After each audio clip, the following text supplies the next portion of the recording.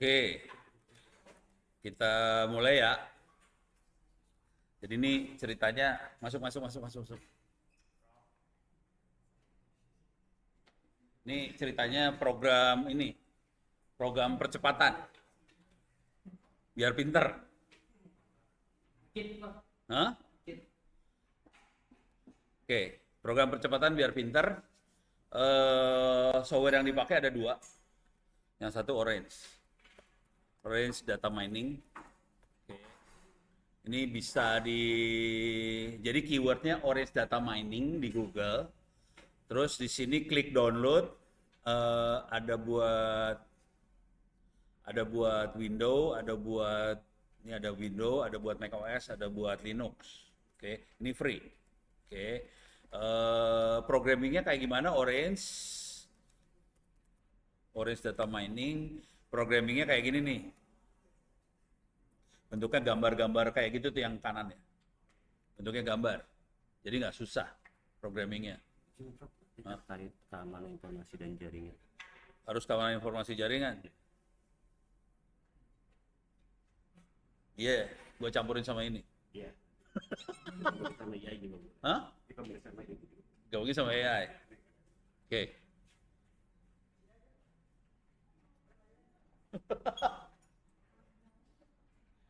Jadi topiknya disuruhnya keamanan informasi sama jaringan. Gua gabungin sama AI ya. Soalnya tren terakhir emang kayak gitu. Jadi pertama pakai Orange. Oke. Cuman kalau datanya gede Orange nggak kuat.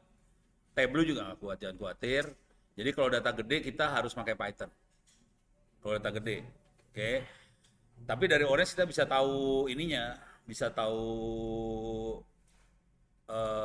langkah apa yang harus kita lakukan buat proses data tadi.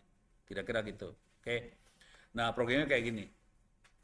Saya kasih icip-icip dulu ya sebelum direkam, saya kasih icip-icip dulu ya. Ini Orange ini mesinnya beda. Ini ada dua komputer yang lain pakai virtual ya. Saya harus aktifin virtual ini. Python-nya sama dengan Python 3, sorry.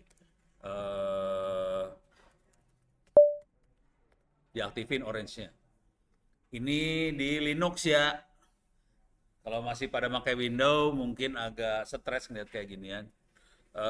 Sekarang saya aktifin environment virtualnya. Bin activate. Deh. Sekarang saya jalanin Orange-nya.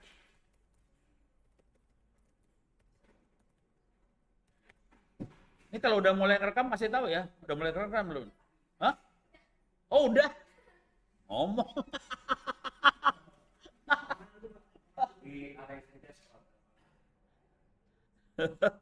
Oke, ini sambil direkam. Jadi menurut tadi bisikannya, saya harus ngajarin cyber security, keamanan informasi dan jaringan. Oke. Keamanan informasi dan jaringan. Cuman tren terakhir yang belakangan kita masukin AI ke dalam keamanan informasi sama jaringan. Bukan cuman keamanan informasi sama jaringan doang, gitu ya. Kalau kita pengen keamanan jaringan sama keamanan informasi jaringan, ada kuliahnya di Open Course. Ini Open Course itts.ac.id. Ini bisa bikin loginnya gratis, free. Nanti kalau kita masuk di sini ada cyber security, ada jaringan komputer, ada cloud, ada macam-macam. Cuman kuliah yang di sini belum dikawinkan dengan AI. Oke. Nah, saya pengen ngasih lihat gimana caranya makhluk ini dikawinkan antara AI sama makhluk ini. Oke. Karena harganya mahal. Untuk keamanan jaringan, udah tahu belum kalau lulus keamanan jaringan dapat duitnya berapa? Gajinya? Belum. Sekitar 20-30-an sebulan. Sekitar situ ya. Tapi kalau dikawinin sama AI, kalau AI-nya doang, gajinya sekitar 80 sebulan. Kalau dua makhluk dikawinin, parah gajinya. Oke. Sekarang ini bisa masuk ke sini, saya kasih lihat nama-nama kuliahnya dulu. Ini nama kuliahnya ya. Di sini ada Big Data sama Data Analysis, ini AI. Ini ada Cloud Computing, itu ke jaringan. Ada Computer Network ke jaringan juga. Ada Cyber Security jaringan. Terus ada Ethical Hacking, itu Cyber Security sama Ethical Hacking lebih ke keamanan jaringan. Kalau Ethical Hacking itu honornya sekitar 400 sampai 800 dolar. Satu temuan kalau kita nyari bug, nyari temuan. Tapi kalau misalnya kita disuruh ngetes satu perusahaan, itu kira-kira honornya sekitar 20-an satu kerjaan. Itu ya. Nah, kemudian ada IoT, ini campuran antara, ini udah campuran IoT ya. Ada elektronik, ada jaringan, ada AI. Gitu ya. Terus di sini ada internet safety, itu buat keamanan jaringan. IP versi 6 itu jaringan. Dan hari ini kita sudah kehabisan IP address. IP address tahu kan? Ya. Oke. Nomor di komputer-komputer ini kita udah kehabisan IP address. Dan minggu depan akan ada orang dari Australia datang ketemuin saya sama orang-orang pemerintah kota Tangerang Selatan. Karena pemerintah kota Tangerang Selatan adalah Dinas Kominfo-nya adalah yang jadi contoh buat Asia Pasifik buat ngerubah dari IP versi 4 ke versi 6. Kalau yang ngerubah satu kota di Asia Pasifik dan berhasil jalan cuman kota Tangerang Selatan. Itu ya. Jadi orangnya akan datang ke sini minggu depan. Namanya David Vivian. Gitu ya. Ketemunya ya ono lagi, jangan khawatir. Jadi kita IP versi 6 itu masalah paling besarnya gini. Jadi nomor habis. Bayangkan handphone kita beli, SIM card nggak ada nomornya. Bisa dihubungin kagak? Nggak bisa kan? Supaya bisa dihubungin harus ada nomornya kan? Ini kejadian dengan internetnya di Indonesia. Nomornya kagak ada. Akibatnya kemarin presidennya bikin sistem pemerintah berbasis elektronik. Dia bikin arahan dari presiden, keputusan presiden, bahwa pemerintah harus bikin sistem pemerintah berbasis elektronik, harus pakai IP versi 6. Cuman yang jadi masalah, satu republik ini yang ngerti nggak banyak.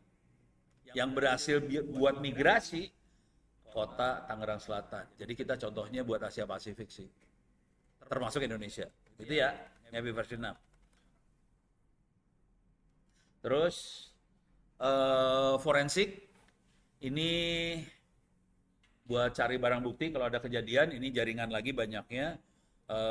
Kemudian mikroprosesor, komputer arsitektur, ini lebih ke arah hardware, sistem operasi, dan programming Android sama tulis buku. Khusus buat hari ini katanya fokusnya ke keamanan informasi sama jaringan. Cuman saya akan nyampurin sama AI. Nyampurnya di mana? Ada yang kebayang nggak?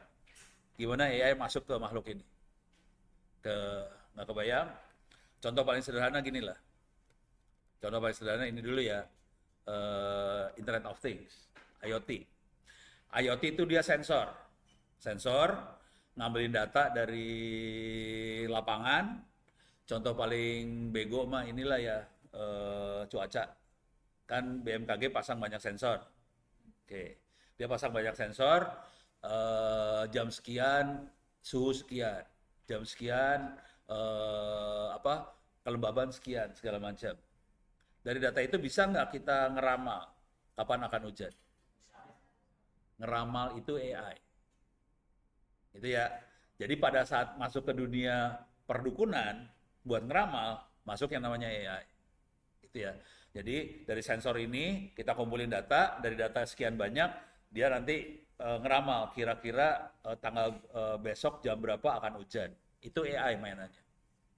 Jadi AI main di situ. Contoh yang lain yang banyak dipakai buat IoT juga adalah ini tambak udang. Tahu tambak udang? Tambak udang tahu ya? Tambak udang. Nih saya lihat gambar ini tambak udang ya. Kira-kira satu tambak ini berapa uang yang ditaruh? Ada yang tahu? Satu tambak udang, duitnya berapa? Ini ratusan juta. Jadi kalau sampai udangnya mati, petani ruginya ratusan juta. Berapa ya urusannya kan? Jadi, supaya aman, ratusan juta duit kagak hilang, kita harus ngukur banget ini kondisi pH-nya berapa. Makanannya cukup apa kagak? Harusnya kayak gimana? Diukur semua nih di sini. Kalau nyuruh orang suruh pegang alat ukur, terus nongkrong gitu berjam-jam kan nggak bisa ya? Karena orang butuh makan, butuh pacaran, segala macam kan. Jadi nggak bisa ditaruh situ orangnya. Apalagi cewek-cewek yang depan ini. Tuh.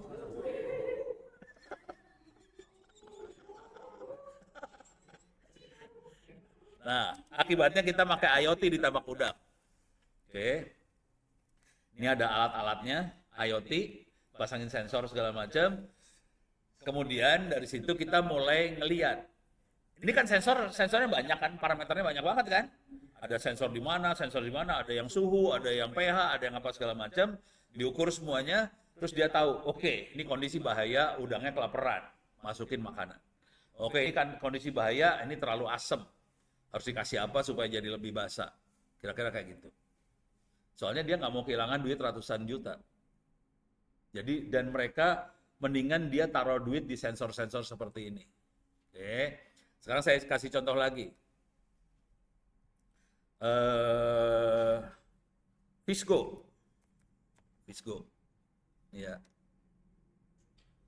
Ini ada Visco. Oke. Ini namanya I Gede Pratama. I Gede apa Yoga Pratama apa gitu namanya dia. Nama orangnya. Ada yang ada gambarnya nggak? Bentar. Saya nyari yang ada gambar peta ininya. Ada gambar peta, susah nyarinya. Android map. Nah ini kelihatan nih, ini ada lumayan nih, ini ada petanya ya. Ini Visco, itu aplikasi yang dibikin buat nelayan. Kebayang cara kerja nelayan nggak? Pernah kebayangin cara kerja nelayan buat cari ikan? Caranya gimana sih kira-kira? Ngeluarin perahu, taruh di laut, masukin jaring semua segala macam. Pertanyaannya gimana caranya nelayan tahu ikannya ada di mana? Hah? Lihat arus apa ya kebanyakan pakai doa ya. Pakai doa. Ini lagi musim barat, kayaknya iklan ada di sana deh. Gitu kan?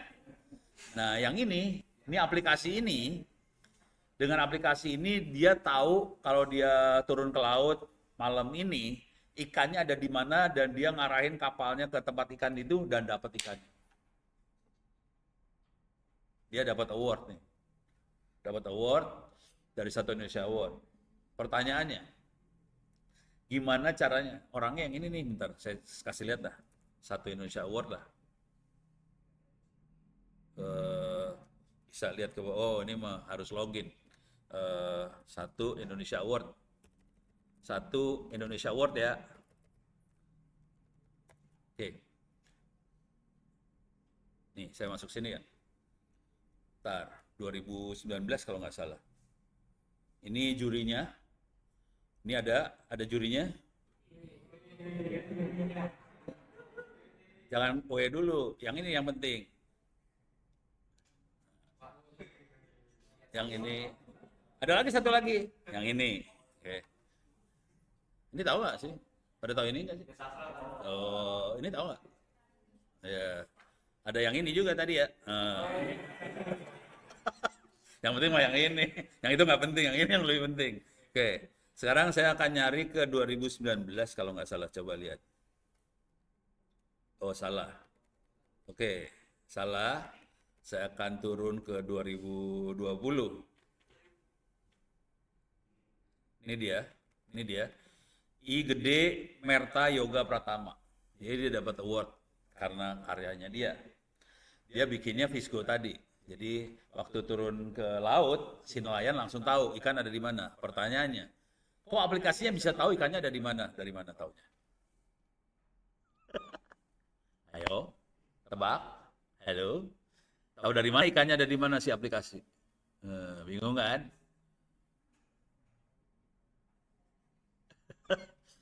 Ini pakainya tadi ikan, yang nentuin ikan ada di mana, dari mana? Arus, apalagi?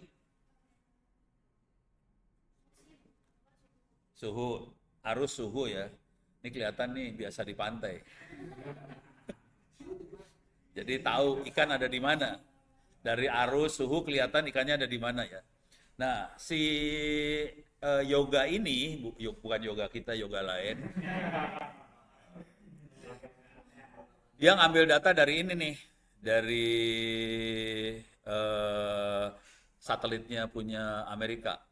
Jadi ada NOAA, satelit, oke.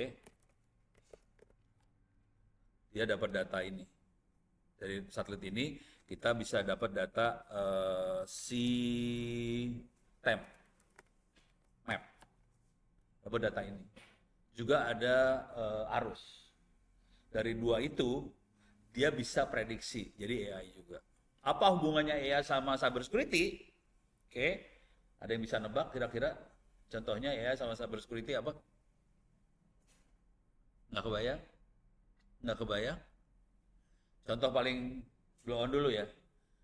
Pada sering pakai WhatsApp kagak sih? Sering dapat message yang brengsek-brengsek nggak sih?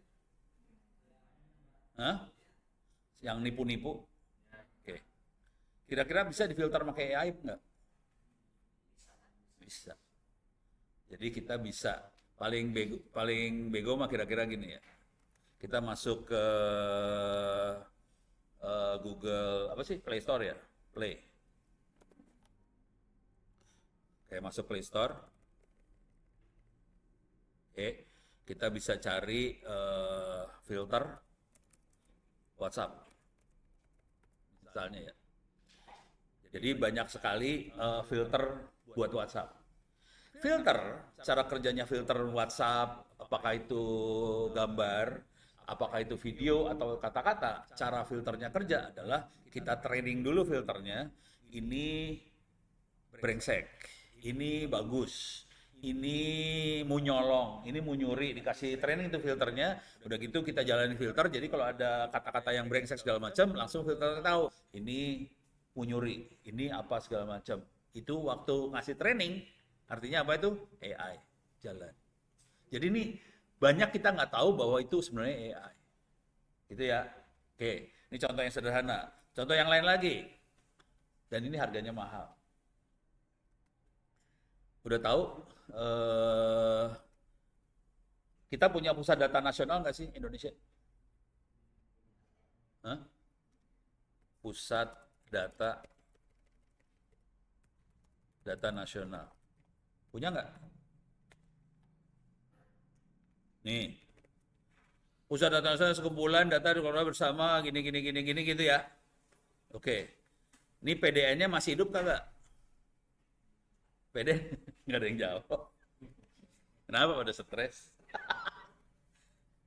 Ini PDN hidup kagak nih makhluk? Ada di Wikipedia nih, lagi lihat Wikipedia ada nih. Hidup nggak? Hidup. Jebol tahu. Ini teorinya ada 4, tapi saya kasih tahu dulu ya. Kalau kita orang keamanan jaringan, kita nggak pernah ngasih tahu lokasi pusat data di mana. Ini contoh orang jaringan yang nggak pinter.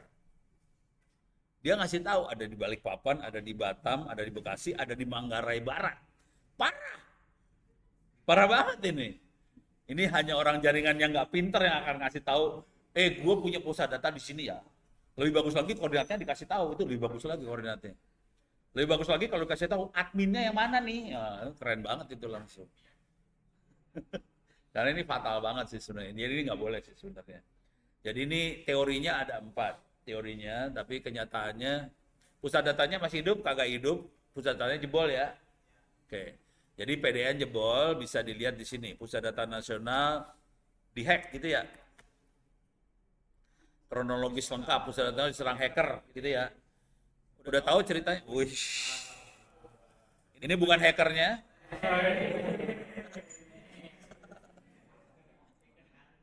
Ini bukan hackernya ya. Pertanyaannya, Pusat Data Nasional itu jebolnya diserangnya pakai apa? Hah? Pakai apa? Pakai apa? Bantal. Pakai apa? Diserangnya pakai apa? Ransomware. Apa bedanya ransomware sama virus? Ini pada pakai Windows tahu dong. Sama-sama jahat. Bedanya apa? Bedanya ransomware sama virus? Bedanya apa? Halo? Kira-kira pertanyaan sederhana dulu ya. Kira-kira kalau kita punya antivirus, virus kedetek nggak? Kedetek. Ransomware kedetek kagak? Nggak. Kenapa ransomware tidak bisa dideteksi sama antivirus? Hah? Karena dienkripsi. Gitu ya. Jadi ransomware itu dienkripsi, jadi nggak bisa dideteksi sama antivirus. Jadi supaya bisa dideteksi, caranya gimana? Kita pakai AI buat deteksi ransomware tadi. Itu ya. Jadi kita pakai AI, jadi kita training si AI-nya itu, ini ransomware, ini ransomware bukan segala macam. Dari situ dia bisa ngira-ngira, kayaknya file ini ransomware. Gitu. Jadi tadi si Pusat Data Nasional waktu kena ransomware, jadi ini bukan hanya Pusat Data Nasional ya, ini buat semua perusahaan di Republik Indonesia, datanya harus di backup. Cuma kalau kita pakai antivirus, backupnya kita nggak tahu ini backupnya bersih apa kagak. Karena antivirusnya nggak bisa deteksi ransomware juga. Jadi walaupun di backup, kita nggak tahu ini bersih apa kagak backupannya. Nah, supaya kita bisa deteksi, kepaksa kita ngembangin AI buat deteksi backupan. Ini ada ransomware-nya kagak. Jadi ilmunya lebih pakai AI buat deteksi ransomware. Datanya dari mana? Bisa kita lihat di sini. UNB Cyber Security. Jadi alamatnya saya tulis saja di sini ya. UNB Cyber Security. Jadi gedein lah biar ada kelihatan. Jadi keywordnya UNB Cyber. Jadi ini ilmunya, ini saya kasih dulu ya. Ini penelitiannya S2, S3. Tapi nanti kalau pada berani mati, S1 ngerjain ini keren. Karena yang bisa seperti ini dicari sama perusahaan-perusahaan. Oke. Nih, saya masukin UNB Cyber Security, saya enter di sini. Nggak jalan-jalan, kenapa dia? Parah. Nih, saya ulang.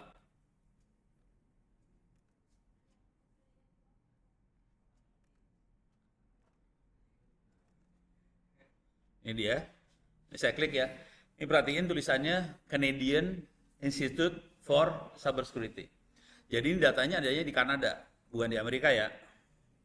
UNB adalah University of New Brunswick. Adanya di Kanada.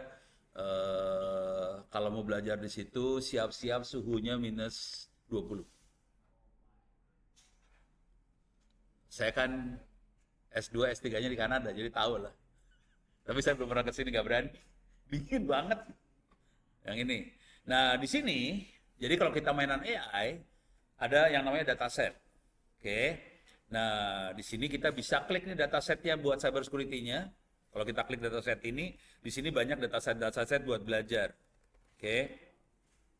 Ada dark web, ada IDS, ada malware. Tadi yang kategorinya apa sih tadi? Trojan, malware segala macam di sini datasetnya ada. Oke, kebetulan dataset ini udah dikasih label. Kasih label. Jadi ini adalah malware, ini bukan malware, ini apa segala macam. Jadi kita bisa eksperimen algoritma mana yang bisa secara cepat bisa deteksi malware tadi. Ini kalau di-download datanya gedenya kira-kira beberapa gigabyte. Jadi ya gede. Lumayan. Dan kayaknya kita nggak bisa pakai Orange, nggak bisa pakai Tableau buat analisa seperti ini. Oke, jadi software-software yang biasa kita pakai tewas, kita harus pakai Python kalau udah main kayak gini ya. Ini malware ya, tapi di sini saya kasih lihat beberapa dataset yang lain. Di sini ada IoT tadi yang buat urusan udang. Di sini ada large language model. Ini urusannya buat ChatGPT dan teman-temannya. Jadi ini datanya ada, kita bisa analisa di sini. Oke. Jadi apakah itu ChatGPT, ada cybersecurity-nya juga. Apakah itu IoT, ada cybersecurity. Jadi semua bidang sebetulnya ada cybersecurity-nya dan rata-rata semua bidang itu makanya AI. Itu ya. Jadi mau masuk bidang apapun, mau tidak mau sebetulnya harus main AI. Karena duitnya ada di situ. Kalau kita pakai cara yang lama, susah. Oke, sampai sini dulu ada pertanyaan? Gak ada? Aman? Aman ya? Saya akan loncat. Ini saya akan pindah ke AI banget nih. Tadi masih saya buka ke cybersecurity-nya. Saya pindah ke AI. Tadi, ini semester berapa tadi? 2 ya? Tadi semester 2 udah diajarin sama Bu Anita pakai ini ya, Tableau ya. Oke, sekarang saya mau saya kasih ganti agama nih.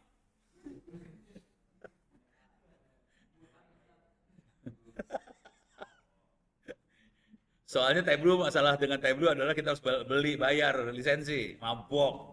Oke, jadi yang dipakai Orange Data Mining. Oke, tadi bisa di-download, bisa di-install di Windows dan sebagainya. Oke, ini saya udah masuk, bentuknya kayak gini kalau dijalanin Orange tuh. Oke, kalau mau nyoba-nyoba, kalau mau belajar pertama kali, klik Help. Di sini ada example, ada contoh. Di sini banyak contoh-contohnya. Ini yang Anda lihat di bawah sini, ini adalah contoh program. Contoh program. Ini contoh programnya, saya klik sembarangan aja ya. Ini program. Program tuh kayak gini ya bentuknya. Sudah pada belajar coding? Bahasa apa yang dikasih? Hah? Bahasa apa? Bahasa apa? Python? Hah? Oh belum? Oke. Ini coding, tapi ininya dibuang dulu kalau mau ngelihat coding benernya cuma gini doang sih. Coding aslinya cuma segini doang. Ini sisanya keterangan doang. Jadi ini programmingnya cuma kayak gini. Terus ya. Oke, sekarang saya akan bikin coding yang gelo. Oke, saya kasih lihat supaya seru. Ini saya tutupin dulu. Oke, sekarang saya akan analisa gambar. Oke. Jadi urusan AI, dia jagonya urusan klasifikasi sama ngeramal ke depan. Oke. Kalau kita ngeliat, atau saya ambil ini dulu biar gampang ya. Saya kasih contoh dulu ya. Inilah.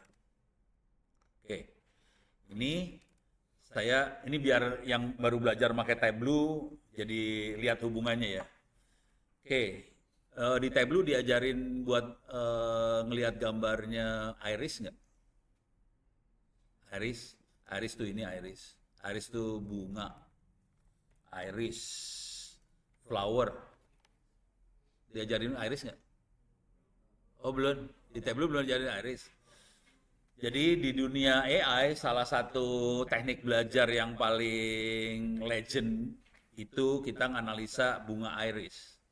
Irisnya ada 3 iris setosa, iris versicolor, virginica. Kalau di Indonesia kayaknya mirip-mirip sama bunga anggrek lah kira-kira ya. Tapi beda sih sebenarnya.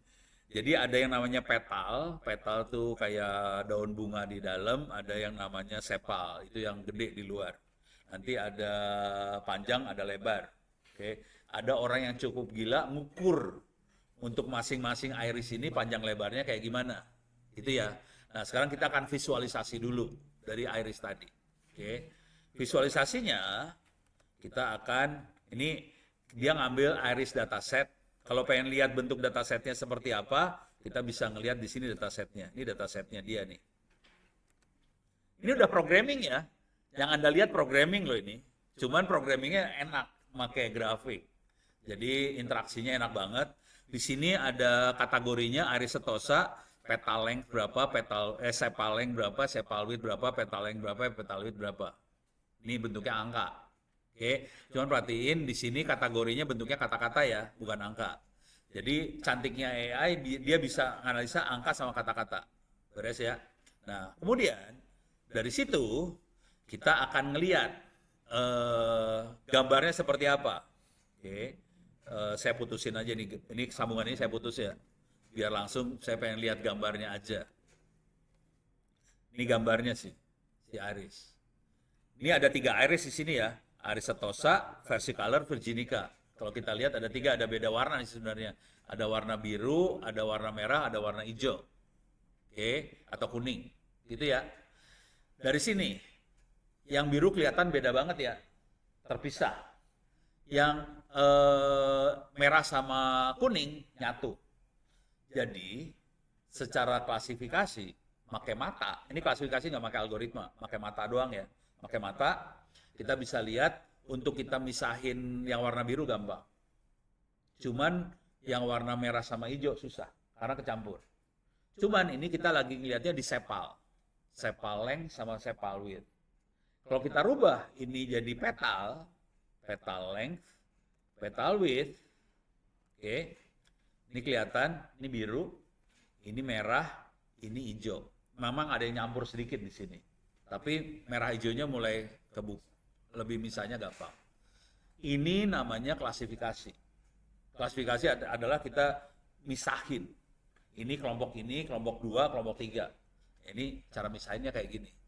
Jadi kalau kita main AI, algoritma, sebetulnya yang dilakukan adalah klasifikasi. Ini virus bukan. Ini kata-kata baik atau jahat. Tadi kalau kita ingat WhatsApp ya, caranya kayak gini sih sebenarnya. Kalau mau tahu secara matanya, paling gampang nggak kita misahin sesuatu, sebetulnya tergantung parameter yang kita pakai. Kalau parameternya benar, misahinnya gampang. Jadi tugasnya algoritma nanti nentuin parameter mana yang kita pakai supaya misahinnya gampang. Beres ya? Oke. Sekarang gue punya waktu berapa menit lagi? Sekarang saya akan bikin kacau sedikit. Oke. Ini bikin kacau nih. Ini saya loncat aja, ilmunya saya loncatin langsung ya. Saya loncat. Saya akan analisa gambar. Ini gambar. Ini ada import image, import gambar. Sekarang saya akan ngeliatin gambar. Oke. Di sini ada gambar. Ini mah gampang lah, ada kuda, ada sapi, ada ayam, segala macam. Kita sebagai manusia tahu dong, ini sama ini satu keluarga nggak? Sama-sama kaki 4 ya? Oke. Tapi yang satu warnanya coklat, satu warna putih ya? Oke. Kira-kira satu keluarga nggak sama kalkun? Secara manusia gampang. Pertanyaannya, kira-kira komputer bisa nggak ngelompokin? Itu ya. Kan kita pengen bikin klasifikasi, tapi komputer yang klasifikasi nih. Sekarang kita lihat datanya. Datanya, kayak gini datanya. Sakit hati lo kalau lihat datanya, stres. Ini datanya kayak gini. Ini ada data table, saya geret nih. Ini saya lagi programming ya. Programmingnya gampang kan? Gampang lah. Ini saya geret nih. Oke. Import image-nya saya geret ke data table. Oke. Datanya kayak gini nih. Di sini ada nama, file, ini kilobyte, sini pixel. Pixel kali pixel, lebar kali tinggi pixelnya. Ada nggak di situ? Ini ayam, keluarga ayam. Nggak ada kan? Ini sapi, nggak ada. Keluarga sapi, keluarga kaki 4. Tidak ada informasi sama sekali tentang fitur. Ini kakinya 4, ini matanya 2, sayapnya 2, ini berbulu, ini berambut. Nggak ada, fitur-fitur tadi nggak ada. Oke, jadi waktu kita melakukan klasifikasi, kita harus mengkelompokkan berdasarkan fitur. Gitu ya. Oke, sekarang bisa nggak kita ngitung dari gambar keluarin fiturnya? Bisa. Udah pada dikenalin neural network belum sih? Belum. Neural network belum ya? Jangan khawatir, neural network akan kita ajarkan ke siswa SMA. Karena Wapres, Bapak Gibran itu pengen AI masuk ke sekolah, dan di SMA akan kita ajarin neural network. Sudah selesai, kagok, kita terusin dulu ya. Nanti tinggal dipotong aja videonya, gampang. Tapi ini kagok soalnya. Oke. Jadi ntar siswa SMA akan belajar neural network. Sekarang saya akan kirim neural network. Yang kita pakai di sini adalah, ini cepat aja nih ya. Di sini ada image embedding. Oke. Kita kirim gambarnya ke image embedding. Image embeddingnya yang kita pakai di sini kalau kebaca, mudah-mudahan kebaca, sana agak susah, saya bacain aja ya di sini. Google Inception V3. Oke, makhluk apakah itu Google Inception V3? Ini makhluknya kayak gini nih. Google Inception V3. Ini neural network. Oke. Jadi kalau kita baca-baca di sini, ini kebaca di sini kayak kebaca nih. Oh, rada susah bacanya. Oke. Tapi intinya input gambar. Ini input gambar. Saya gedein ya. Inputnya gambar 299 kali 299 pixel kali 3. Outputnya akan 8 kali 8 sama 248 fitur. Jadi fitur tuh contohnya gini, kakinya ada berapa, matanya ada berapa, segala macam. Oke. Jadi dia akan ngitung fiturnya berapa. Oke. Sekarang saya akan kasih lihat efeknya. Ini bentuk data asli seperti ini ya. Data asli seperti ini. Setelah kita masukin ke neural network, oke, saya kasih lihat di sini. Langsung fiturnya keluar semua. Ini fiturnya keluar. Oke. Kalau dalam bahasa manusia kakinya ada berapa, matanya ada berapa, ada sayapnya enggak, ada buntutnya enggak, terus cakep kagak. Kalau ini muka manusia, cakep enggak? Ini ada yang cakep, ada yang jelek, gitu kan ya. Kalau ono kategori yang jelek biasanya. Tapi banyak yang suka mukulin maksudnya. Udah? Dari situ sekarang kita pengen ngelompokin. Cara ngelompokin adalah gini kira-kira cara ngelompokinnya. Yang kakinya 4 jadiin 1. Yang buntutnya punya buntut jadiin 1. Yang matanya 2 jadiin 1. Untuk yang apanya sama jadiin 1, kita ngukur jarak, distance. Oke. Itu kalau dalam bahasa machine learning makanya unsupervised learning. Oke. Nah, saya turunin ke bawah, ini ada distance nih. Ini distance-nya dimasukin, oke. Sekarang saya kasih lihat efeknya nih. Gambar. Salah. Belum disambung. Ini saya sambungin nih. Oke, iyalah. Salah.